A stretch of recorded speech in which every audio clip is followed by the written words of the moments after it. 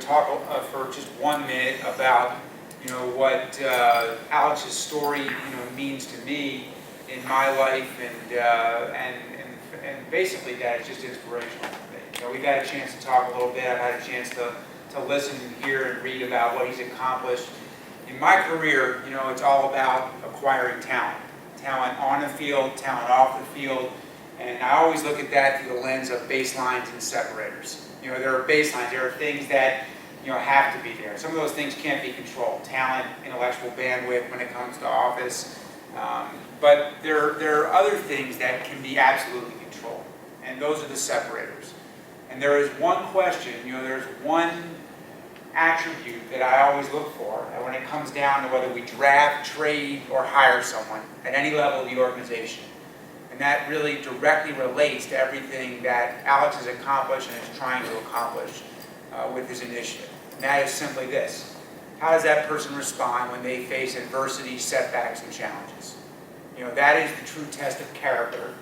That is toughness in its greatest sense. Toughness is not fighting, it's not playing hurt. Toughness is, how do you handle setbacks? And that tells you everything you need to know about a human being and about a person.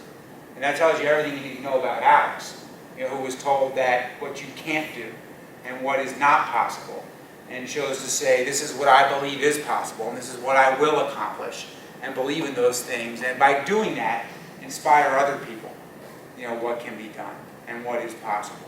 So I find inspiration in that. I find that reinforces what I look for in people in every level of the organization, from interns to players to senior hires. Whenever we find something, that's the single question I'm always asking. How did that person, tell me a situation where that person had adversity. Tell me a situation where that person had a setback. Tell me a situation where that person faced a challenge. How did they respond? How did they respond? Did they view it as an opportunity to get better, to grow, improve, to develop? Or do they view it as a flaw, a weakness, a limitation, something that can't be overcome? Because I want to be with people like Alex. I want to be with people that view those situations as opportunities. I want to be people that have around people that have a growth mindset. They don't have a fixed mindset. People that believe what is possible. And so that's what today is all about. That's what Alex is all about. Besides giving me good advice on players, he can give me a quick rundown of the Akron Club. You can listen to him. Yeah. Story today. So that's why I'm here. That's why I chose to be here. That's why we're happy to host and do whatever we can to support and believe in him and what he's trying to accomplish. So, is there any questions out there? Anything you want me to add to that? Or? What you said was, for me, thank you for supporting me. I told you this is the team that when I was only 5 years old, I told you the one game, I believe, when I was in your office, July 18th, 1995, Hale versus Lee Smith, the grand slam, walk-off home run. And that was the game that made me an Indians fan, and I've been one ever since. And to have your support, the Indians' support, I can't tell you how much it means to me. This is a dream come true, and I want to thank you for being here. Everything you said here. I'm proud to be here. I'm proud to believe in you and appreciate your support too. Because you got mine, I appreciate yours. Okay.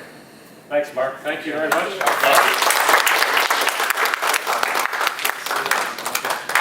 Someday Mark's going to be saying, Alex Hale is a fan of the Cleveland Indians. I'm already saying that. Yeah, I know. Understand my journey. I'm going to take you back.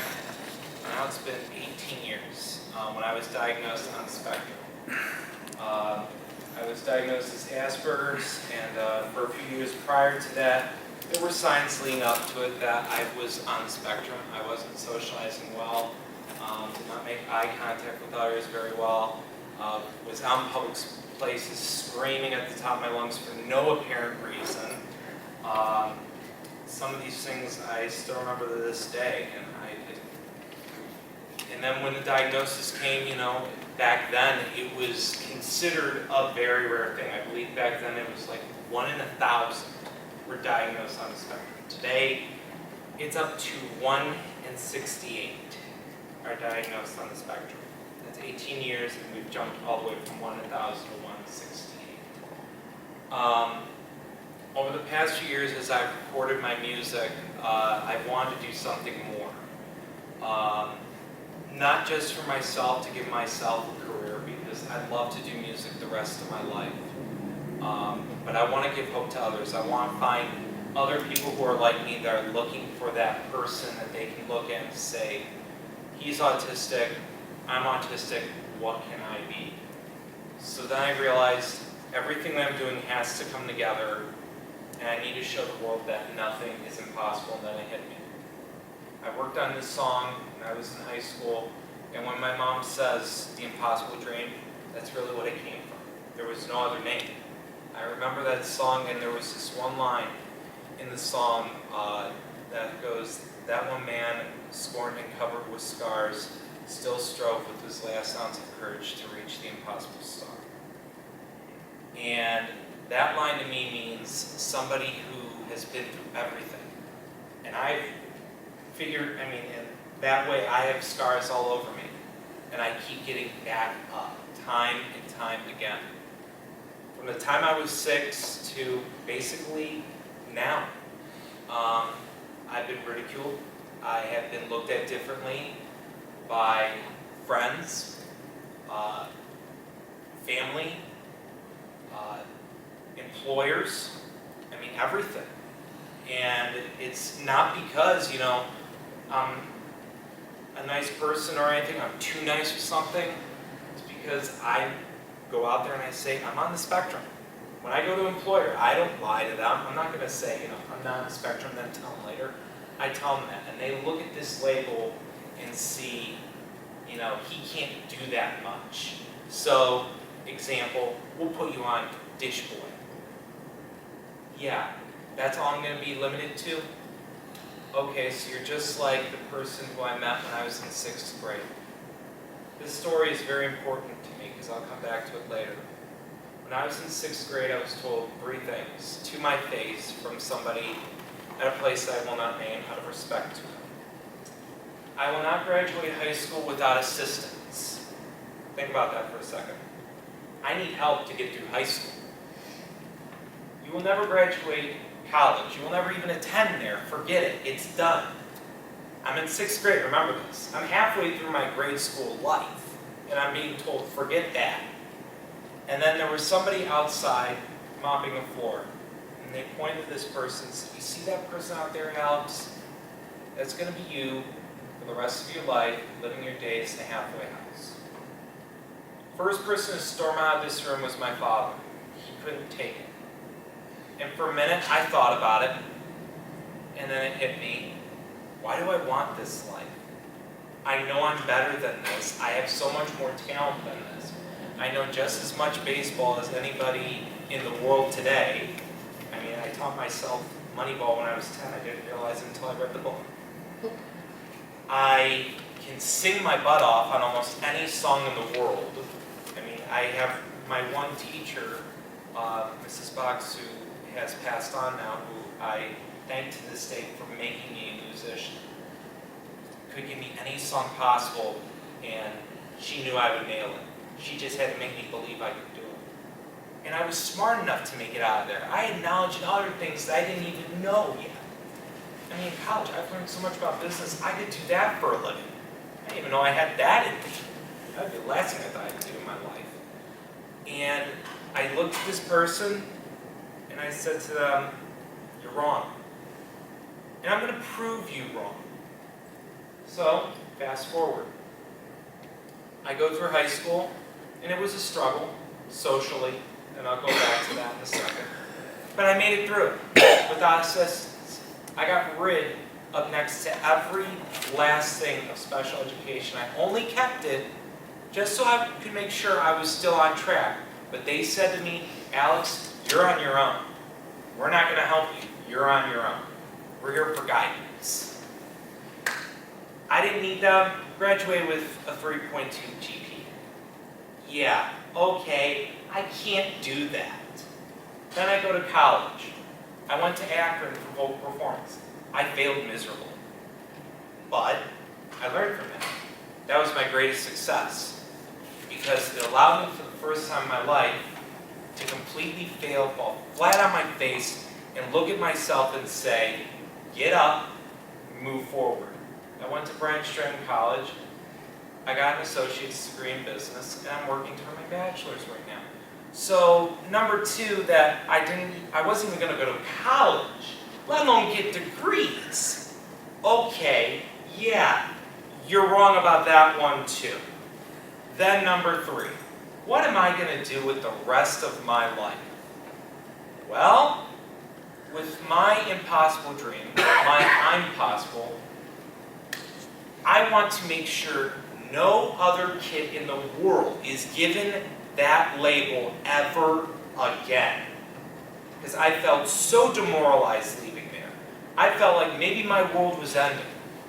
It just hurt so badly that someone said, even when you truthfully answered everything, you knew you were better than it, they said you're not good enough for the world.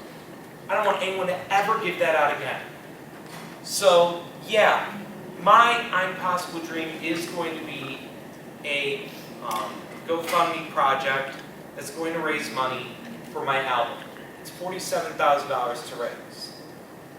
It does go back to Autism Speaks, and the reason why I am doing this, and I want everybody who ever listens to me speak about this to understand, yeah, I'd love to have a music career. Who wouldn't? But it's not about me. It is about making sure no one has to suffer what I went through my entire life, so that the label of autism can be ripped away from society and we can be looked at as people too. All my life, socially, I wanted to be looked at as normal. And people all thought of my quirks as something that was different and they didn't want to hang with me. Raise your hand here if you don't have a quirk at all. Nobody raised their hand. Guess what? We all have our own quirks. And guess what? If we all were the same thing, if we all were normal, this world would be boring to live in. Think about it. We're all different. We all think differently. We all have our different beliefs. We all act differently in our own different ways. But that's what makes the world worth living. And yet I was ridiculed for being different. I had friends who would act like they're my friends. They would say, oh yeah, I'm your good friend Alex, and they would stab me in the back. Because they wanted to make sure that they got the autistic side, the anger part of me to come out and make me look like a fool. And they could look cool as the bullies that they were. It took me a long time to realize, until high school, realized I'll just laugh along with them. And by then, those bullies went away. They just were like, you want to know what? We can't get you anymore. And it was as easy as that. And that's another part of what I'm doing, anti-bullying. You look at all the bullying that's going on in the world, cyberbullying, what goes on in schools today. I'm going to admit something right now. If I was in school right now, in public schools right now, I hate to say this, where I was a long time ago, I don't know if I would still be standing here at this point. Nothing is impossible for anybody. I'm living proof of it. I mean, if you told this 6-year-old Alex, if I could look at him today and I would tell him, first off, you're going to be a singer. Second off, you're going to be ridiculed for most of your life, and you're going to keep getting up time and time again, and you're going to overcome everything. And number 3, you're going to do an autism initiative, and Mark Shapiro is going to be speaking at it, the president of the Cleveland Indians. I think the 6-year-old Alex who has said, you're crazy, I'm playing baseball for the Cleveland Indians instead, because that was my original dream. But to think, the little kid who wanted to play for the Cleveland Indians has grown all the way up and matured from, unfortunately, never being able to play baseball because I couldn't control my emotions, to understanding music is my escape, recording music, realizing my place is raising awareness for autism, starting my initiative, and then coming full circle, starting here, today at Progressive Field, with Mark Shapiro here, and him acknowledging, I was telling him right when he walked in a couple of things I've observed at AA Akron, because I worked there. I told him, I promised him in February that I was going to give him a small report when I saw him next. I did my job. I told him. And I even talked to him for 10 minutes back in February, and I told, I think it was maybe, it was John. I told John this, that one of the players on AA, I gave a suggestion to Mark in passing. I don't know if he listened, but I was working last week, and he used to have this one stance that was a closed stance. Instead, I'm seeing him opening his stance. That was my simple suggestion. Who would have thought this 6-year-old kid, then up to a 6th grader, who's told he'd be doing nothing with his life, is going to embark on a journey that may look impossible, but I say it one time. Look at that word. Put a line between the M and the P, and what does that really say? I'm possible. Nothing is impossible. For Cleveland sports fans, winning a title, it's not impossible. I say it on my sports show every week. There is no such thing as a curse. You make the curse live on, and as long as you believe brighter days are ahead, I guarantee you will win a championship. I used to believe I have a curse. I got rid of that. You don't live with your past. You don't live with what happened. You just look at yourself right now and you look forward. What do I see myself doing tomorrow? What do I see myself doing in a year? I see myself in a year performing in 4 locations, 2 here in Cleveland, 2 here and 2 up in Detroit where my family is. And I'm hoping to get big name performers, including crossing my fingers on this. I really am. I would love to have my idols, the Backstreet Boys. Do not judge. Do not judge on that one. Because they do it for the love of the music. And I love what they do. But I'd love to have them there to really make things possible. To show that something nobody in my hometown ever believed would be even remotely possible. Walking on the same stage as those guys. What a statement that would make. What a statement any big-time artist would make, that I walk on the same stage as them. The little kid who grew up in good old Brecksville, Ohio, who was told he'd do nothing with his life, makes the impossible possible. Think about that. It starts today. We need to raise $47,000. And it's not that as much as you may think. You may look at that number and say it's a lot. It's not that much. And you're asking why $47,000? You're talking about, hiring the musicians, creating all the music, the recording time, the flights, everything that goes into it. It's not like we have things already set up. We're starting from scratch. We're doing it the hard way. And we're going to work like I've worked my entire life to make the impossible possible. I hope you guys can join me on that journey like you have joined me here today. I thank you for coming. It means the world to me that you were able to be here. I have some really good friends here, some who I haven't seen in quite a few years.